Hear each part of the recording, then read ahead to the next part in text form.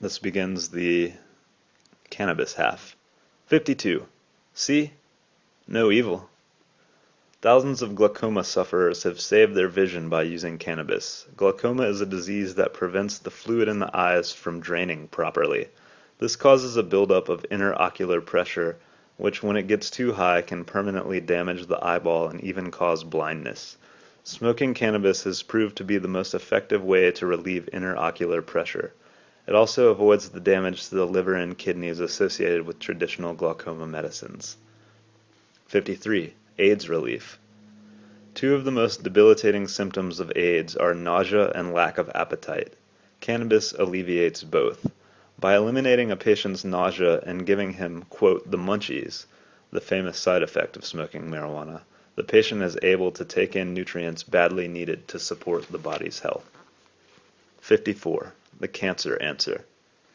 Patients with cancer dread chemotherapy because it poisons the body and produces uncontrollable nausea. Many of these patients in the 1970s discovered that smoking marijuana instantly relieved their nausea and allowed them to lead more normal lives. Word spread, and soon medical studies revealed that marijuana was effective in more than 80% of the cases. Nearly half the oncologists in the country have admitted that they would recommend marijuana to patients if the federal ban on the plant was lifted. 55. Breathe easy. Cannabis is a bronchodilator, meaning it expands the air passages and allows them to take in more fresh air. Because of this, it has been used to treat asthma for over 3,000 years. The relaxing effect of cannabis can also be helpful for someone suffering from an asthma attack. 56. An antibiotic. Cannabis juice has been used as a poultice to treat infections and wounds for centuries, and recent studies have revived interest in the plant's antibiotic properties. The natural juice makes an excellent disinfectant for ear or throat infections, and cannabis extract proved effective against oral herpes, gingivitis, and certain strains of staphylococci. THC killed herpes virus cells in a 1990 study at the University of South Florida, but so far the majority of the evidence for cannabis's antibacterial effects comes from folk wisdom rather than the laboratory. 57. An immunosuppressant. Cannabis mildly suppresses the immune system, which appears to be just enough to take the edge off autoimmune diseases such as rheumatoid arthritis, colitis, Crohn's disease, and multiple sclerosis. These diseases are caused when a body's immune system mistakenly attacks its own cells, causing inflammation, pain, and poor functioning. Such chronic diseases are very difficult to treat and most often are barraged with steroids, barraged. The symptoms, however, can frequently be controlled with cannabis. 58. An anticonvulsant. Cannabis is extremely effective in relieving the spasms associated with epilepsy, muscular dystrophy, multiple sclerosis, and other convulsant diseases. Often it is able to prevent attacks entirely. Interestingly, though THC is somewhat effective in relieving spasms, the compound that has been found most effective is cannabidiol, or CBD. CBD is found in much greater concentrations in industrial hemp than in medicinal marijuana, meaning that this drug could be legalized without legalizing psychoactive cannabis. 59. An anti-inflammatory. The miraculous healing powers of cannabis apply to inflammation as well.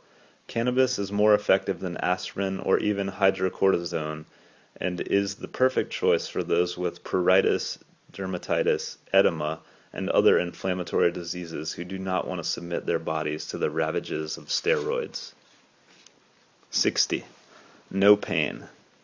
Cannabis was the most popular remedy for migraines in the 19th century, and thousands still use it for just that purpose. As an analgesic, its use goes back thousands of years. One of its most promising areas of modern use is in combination with morphine. A low dose of THC increases morphine's effect by 500%. This would allow doctors to use much less of this toxic drug to achieve the same level of pain relief. Cannabis's power in relieving arthritic pain has been discovered by a growing number of elderly users in recent years. And if any group can strike fear into politicians' hearts and get medical marijuana legalized, it is the AARP. 61. The END program. Did you know that the U.S. government supplies marijuana to 8 people free of charge?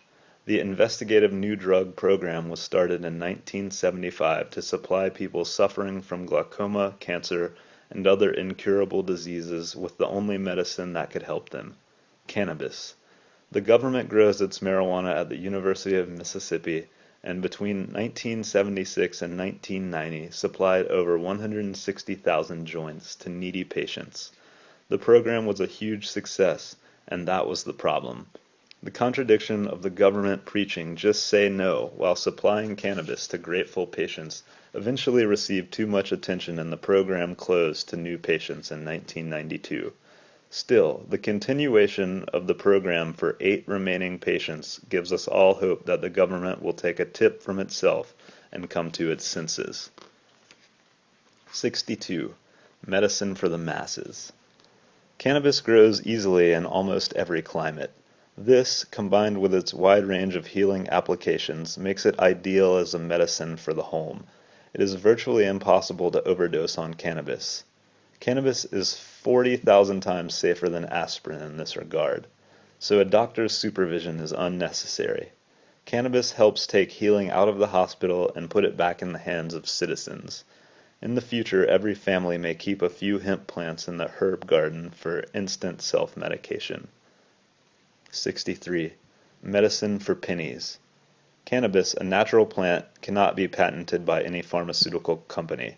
Since they can't make any money from the plant, these companies have no interest in pursuing the research necessary to get FDA approval. They prefer to sell their lab-created chemical cures, a multi-billion-dollar industry. A marijuana joint, meanwhile, sells for a few dollars and is more effective than many patented medicines. If it weren't for prohibition, the price would probably be under $1. Cannabis could save the world's citizens trillions of dollars in healthcare costs. Don't be surprised if one of the groups to embrace medical marijuana is the insurance industry, just as it has done with alternative health care, another money saver. 64. Just ask JAMA. The Journal of the American Medical Association ran a commentary by Lester Grinspoon, M.D., and James Bacalar, J.D., stating, quote, "One of marijuana's greatest advantages as a medicine is its remarkable safety. It has little effect on major physiological functions.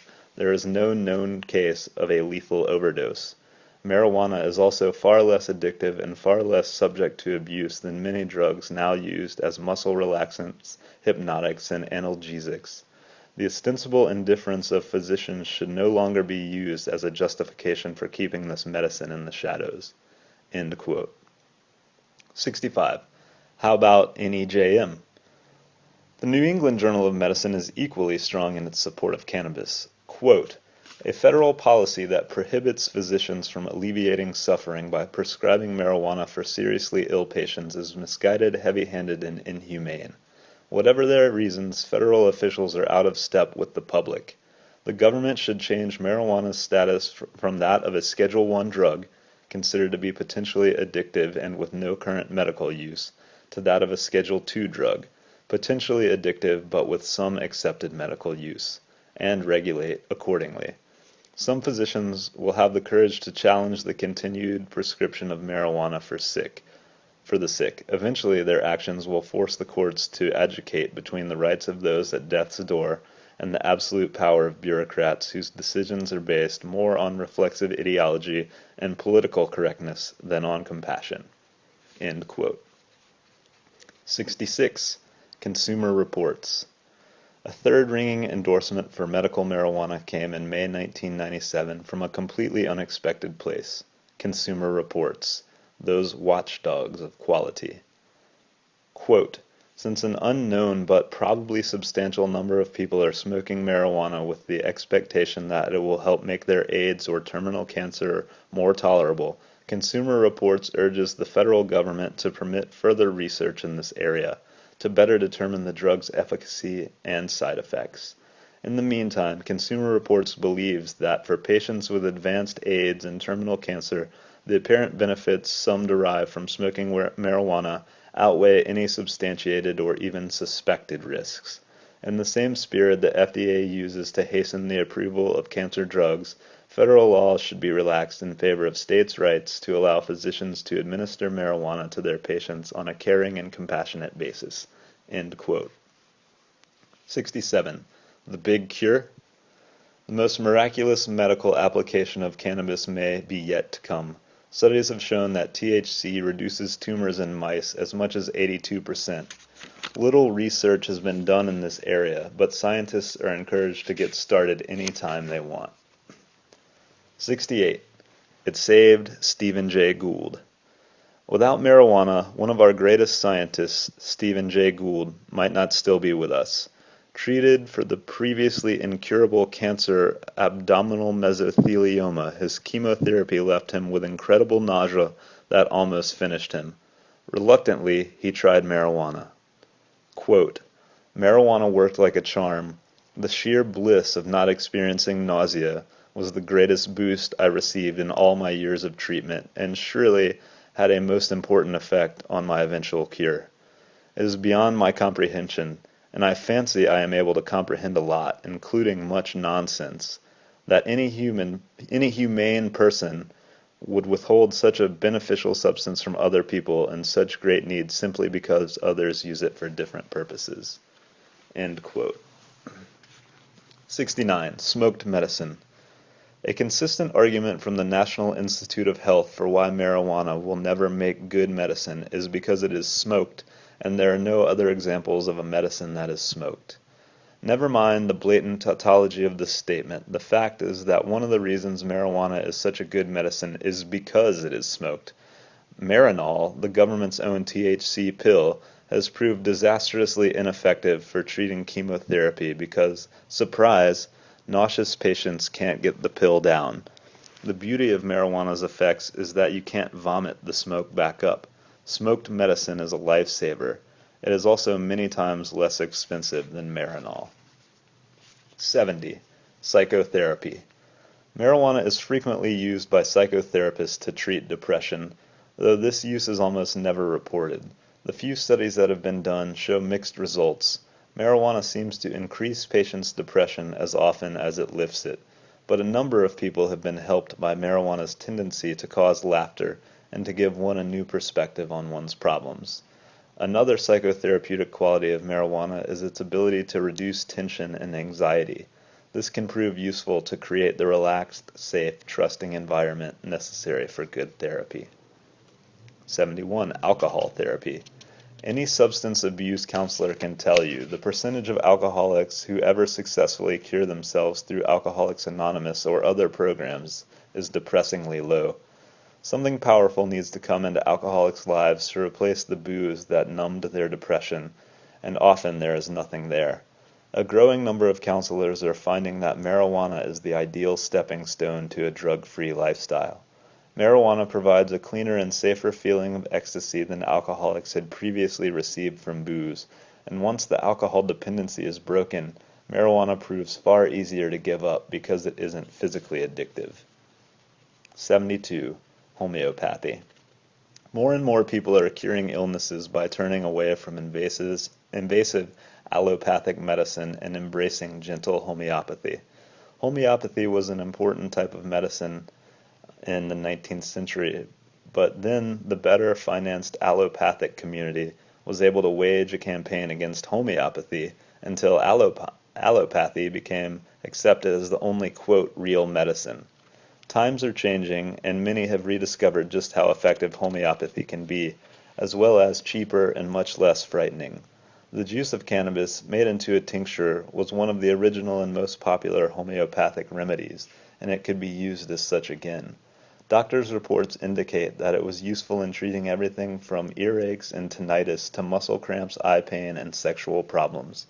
It seems to be particularly effective in treating nervous conditions of all kinds. 73. Traditional Chinese medicine. Cannabis's oldest medicinal use is in China, where it has been considered one of the quote, superior elixirs of immortality for well over 3,000 years. The tops of female hemp plants are used to treat gout, malaria, rheumatism, and menstrual problems. Hemp seed is eaten to retain fertility and strength and to treat digestion and urinary difficulties.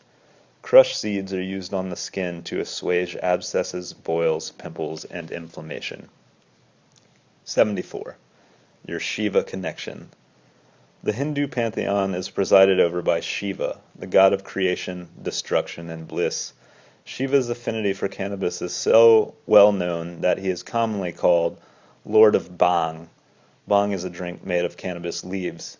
Hindus believe that to smoke cannabis is to commune with Shiva, to draw close to the joy of creation. And who's to say that they're wrong? 75. Sadhus. Judging from India, if you're going to be an ascetic, cannabis seems to make life a whole lot easier. India's ascetics, fervent devotees to the cult of Shiva known as sadhus, wander the countryside naked or in rags, living off handouts and owning nothing. They believe that this austere existence allows them to escape the soul-deadening effects of the material world, and they live in constant awareness of their divine inner natures. Smoking cannabis allows them to endure their constant physical discomfort and hunger, and to perceive Shiva and all his manifestations. 76. Tantra. The Buddhist sect known as Tantra, currently gaining popularity in the West, has for millennia practiced religious rites in which cannabis played a key role. Tantra advocates embrace sensual activities such as eating and sex as a way of freeing yourself from your conscious mind and realizing your oneness with all of creation. Tantric practitioners generally begin by smoking or imbibing cannabis. This allows them to immerse themselves in the experiences and come to a higher state of spirituality. 77. An aphrodisiac. The reports are all anecdotal, of course. No official studies have been done, and far be it from me to suggest that it is impossible to improve on the mind-blowing sex you have every day. But the persistent rumor has existed for centuries, so I'll just throw it out there. Cannabis just may make sex even better. The increased sensitivity, the relaxing effect, and the general sense of well-being that it imparts could all contribute to this. And the world certainly needs more good sex. But don't take my word for it. Find out for yourself. 78. Rastafarianism. The heart and soul of the Rastafarian religion is their use of ganja. Characteristic qualities of cannabis use pervade all spiritual and sociological aspects of Rastafarianism. The emphasis on inner truths and the cultivation of wisdom, daily meditation, a strong sense of community, tolerance of others, and a love of music and other pleasures. Ganja also forms a direct link to Rastafarianism's roots in the spiritual traditions of Africa, which used cannabis in identical ways. 79. Religious freedom. The Ethiopian Zion Coptic Church traces its use of cannabis in religious practices back more than 2,000 years. Though originally persecuted by the U.S. government for its use of cannabis as a holy sacrament, the church fought in court for its right to use a plant that was a traditional part of its religion, and won. This has opened the door for others whose religious rights have been similarly quashed, such as the Navajo Nation, which recently was allowed to use peyote in its religious ceremonies. 80. Making beautiful music together. Marijuana first gained popularity among jazz musicians in New Orleans early in this century.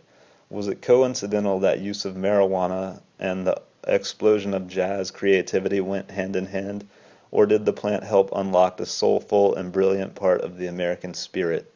In any case, the association of marijuana with jazz musicians was so strong that Harry Anslinger, director of the Federal Bureau of Narcotics, once planned on busting Louis Armstrong, Count Basie, Duke Ellington, Gene Krupa, Cab Calloway, Jimmy Dorsey, and Dizzy Gillespie, among others. Fortunately, his superior thought better of his plans. 81. Voila! Civilization. The oldest evidence of cannabis use places it back in India and China some 10,000 years ago. This is also when the first civilizations arose. Coincidence? Some don't think so. Quote, "It would be wryly interesting," Carl Sagan observed in The Dragons of Eden, if in human history the cultivation of marijuana led generally to the invention of agriculture, and thereby to civilization." End quote. Philosopher Terence McKenna takes this idea a step further.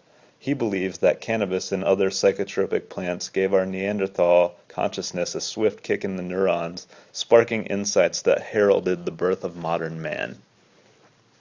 82. The Great Negotiator. Cannabis is famous for getting people to find common ground, but this ability was taken to new heights in the 19th century in Africa.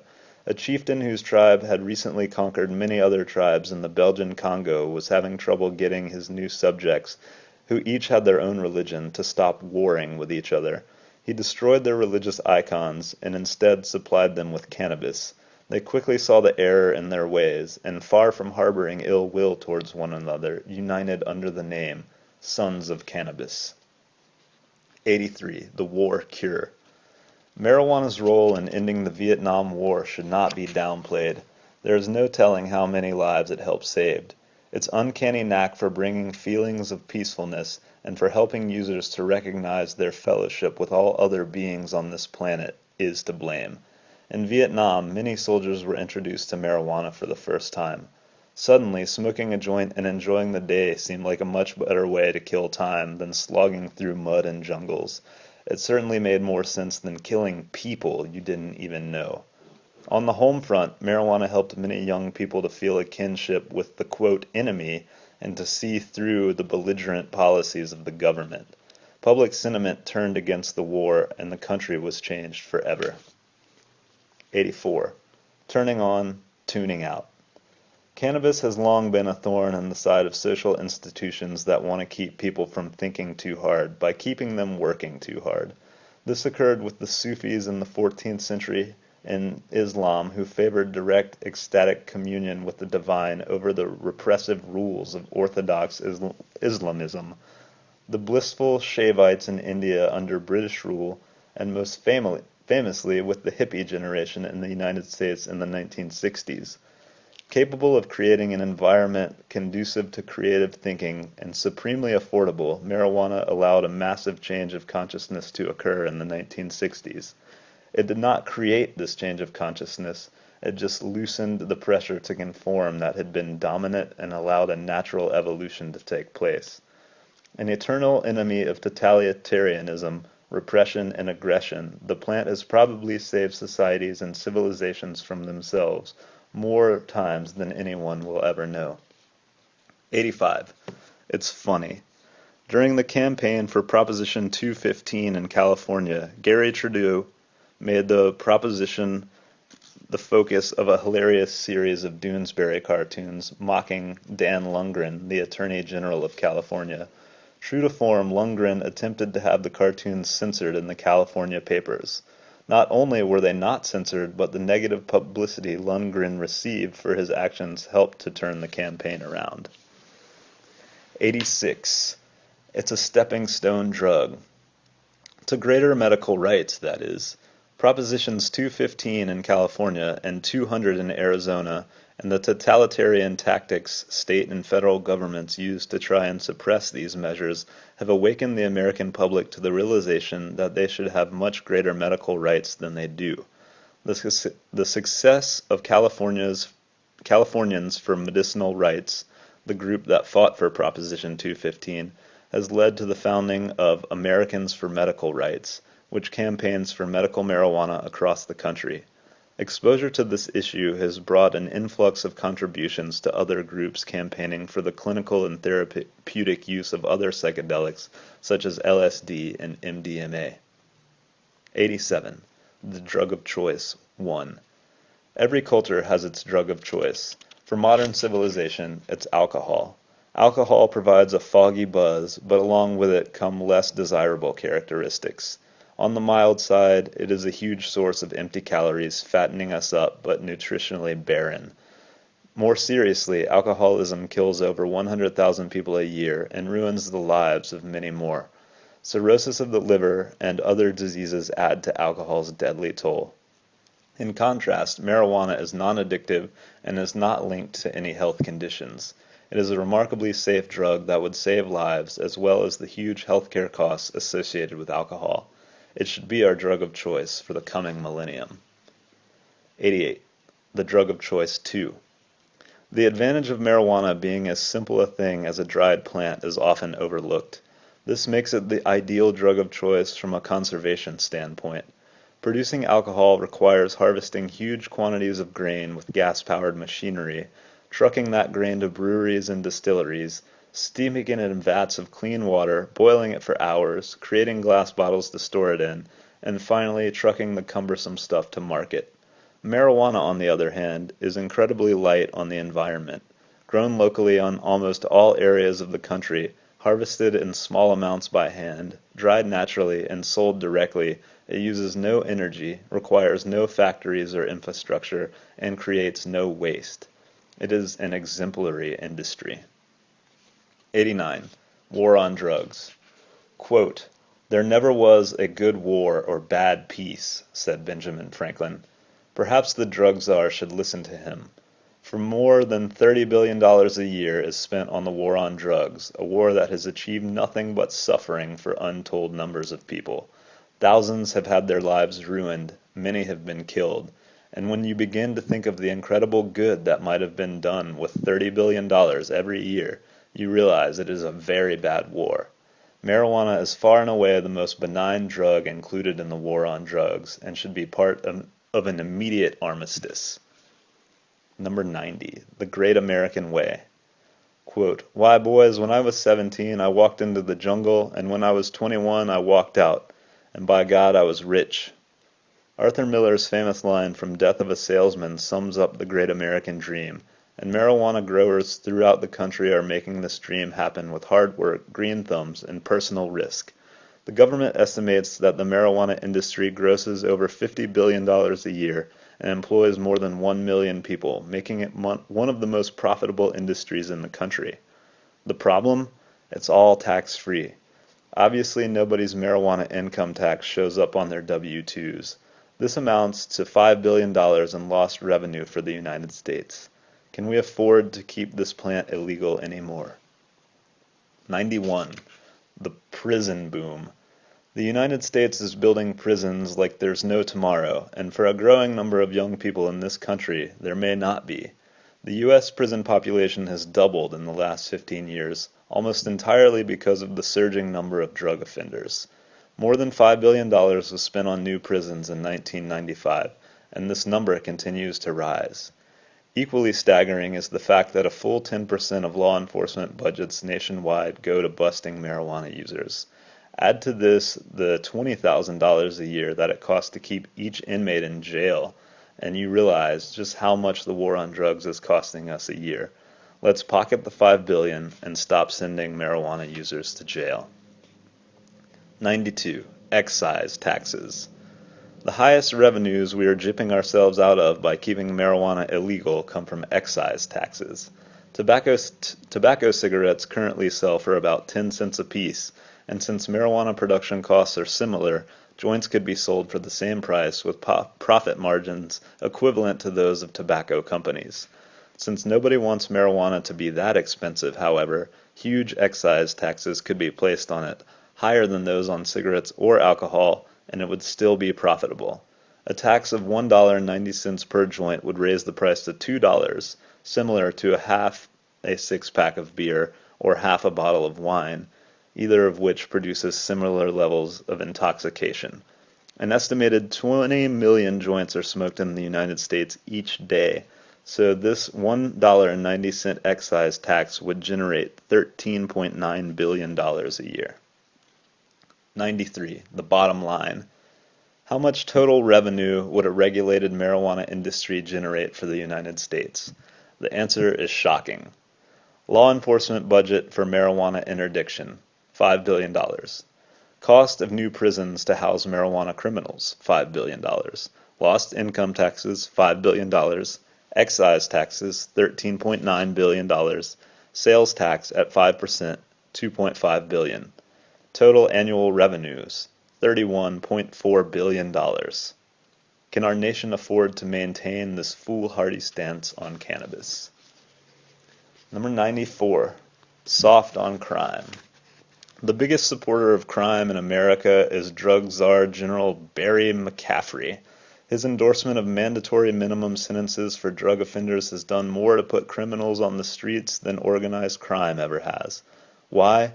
Because our prison system, which is perfectly adequate to house all other criminals, cannot handle the flood of drug offenders being sent to it. In 1970, just 16% of federal prison inmates were drug offenders.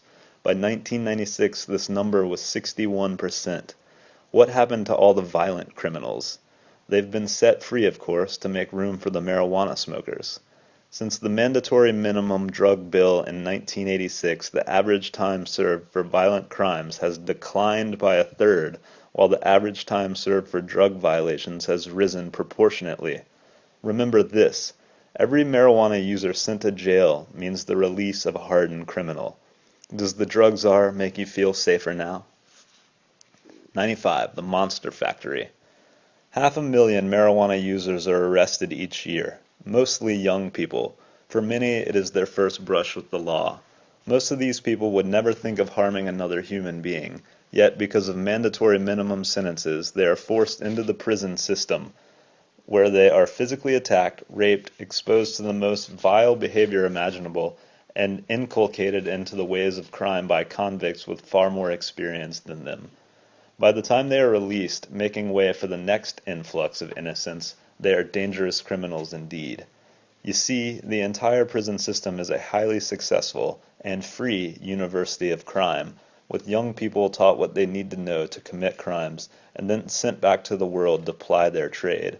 The ones with a real knack for it generally return to prison for postgraduate studies. 96. Dangerous imports.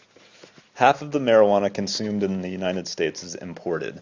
Besides contributing significantly to our trade imbalance, this presents many dangers to consumers and to our entire agricultural system. Marijuana is far and away the largest crop that is brought into the United States without being inspected. Since the crop is also grown and processed without any official supervision, it is wide open to contamination. Marijuana shipments captured at the border have been found to contain illegal herbicides, dangerous molds, insect bodies and eggs, even animal feces. Most urgently, the chance of this uninspected crop bringing in new insect pests that cause widespread crop damage is extremely worrisome. One has to remember that the Mediterranean fruit fly disaster of the 1980s, and that will show the harm that this could cause. The only solution, of course, is to have a legal domestic regulated marijuana industry. 97. Poisoning the people. In a classic example of cutting off their nose to spite their face, the Reagan administration had the bright idea of spraying our national forests with paraquat, a deadly herbicide. The idea was that this was where some marijuana was being grown, so it would kill the plants, along with everything else in the vicinity, and would poison anyone who consumed the illegal substance. Paraquat causes lung lesions, internal disorders, convulsions, kidney damage, respiratory failure, and ultimately death. Despite objections from local health officials that, quote, the death penalty for marijuana is too severe, the spraying went on. Just another way that your government is out there protecting you. 98. Dutch treat. In 1976, the Netherlands began a policy of tolerating possession of up to 1 ounce of cannabis. Soon, coffee shops sprung up throughout the nation selling a variety of strains of cannabis and hashish. The result? Massive crime and a stampede of children towards drug addiction? Hardly. A mere 3% of Dutch teenagers use cannabis, a far cry from the U.S. rate. Once the outlaw attraction was gone, most teens lost interest in cannabis. Dutch prisons also don't suffer from the overcrowding problems common in the United States. This de facto legalization has allowed the Netherlands to concentrate on treatment rather than incarceration for users of hard drugs such as cocaine and heroin, which has saved countless lives. The Dutch stance on cannabis has generated thousands of jobs, millions of dollars, and worldwide praise and goodwill. Naturally, this progressive country is also reaping the rewards of being Europe's leader in industrial hemp production and technology. 99. Budding prospects. Cannabis makes great fiction. Check out The 1001 Nights, in which hashish figures in several tales, or Rabelais's bawdy satire Gargantua and Pantagruel. Check out James Allen's 1900 novel The Reign of Law, a tale of the Kentucky hemp fields, Guy Mount's The Marijuana Mystery, and Rand Clifford's Castling. Best of all, check out T. Cora Hesson Boyle's novel Budding Prospects, a hilarious account of hapless marijuana growers in the mountains of Northern California. 100. Paper trade. The subject of hemp is supporting a small but growing number of dedicated researchers, activists, and journalists who are turning out some excellent books and journals. Some of the information in this book came from the following sources. I urge those who want to deepen their knowledge on this subject to read them. The Emperor Wears No Clothes by Jack Herer, The Great Book of Hemp by Rowan Robinson, Hemp for Health by Chris Conrad, Hemp, Lifeline to the Future by Chris Conrad, Hemp World Magazine, edited by Mary Kane, Why Marijuana Should Be Legal by Ed Rosenthal and Steve Cubby. 101. Question mark. You tell us. Have you thought of another way that hemp can help save the world? Park Street Press and I would love to hear from you. Visit the website at www.gotoit.com or send us email at hemp@gotoit.com. Together, we can make a difference.